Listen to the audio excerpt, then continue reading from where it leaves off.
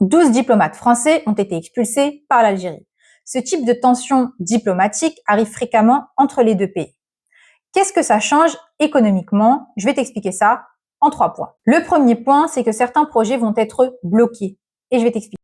Tu as 2 entreprises qui bossent ensemble, sauf que l'une des deux bloque. Et donc, le chantier reste figé.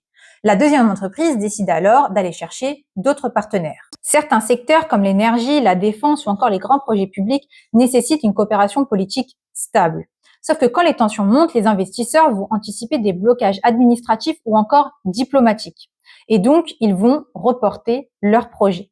Et ça, c'est documenté notamment par Bloom, qui a montré que les incertitudes politiques ont tendance à ralentir les décisions d'investissement, même quand les fondamentaux sont bons. 2.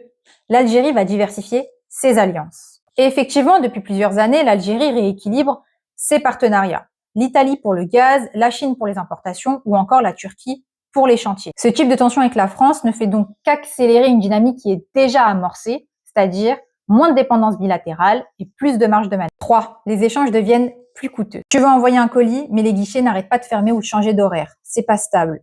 Et donc, tu vas devoir trouver une autre société qui fait ça pour plus cher, mais qui au moins est plus stable. Même sans embargo ni rupture officielle, les tensions diplomatiques vont créer ce qu'on appelle des frictions invisibles, c'est-à-dire des procédures douanières plus longues, des visas d'affaires ralentis ou encore des échanges administratifs plus lourds.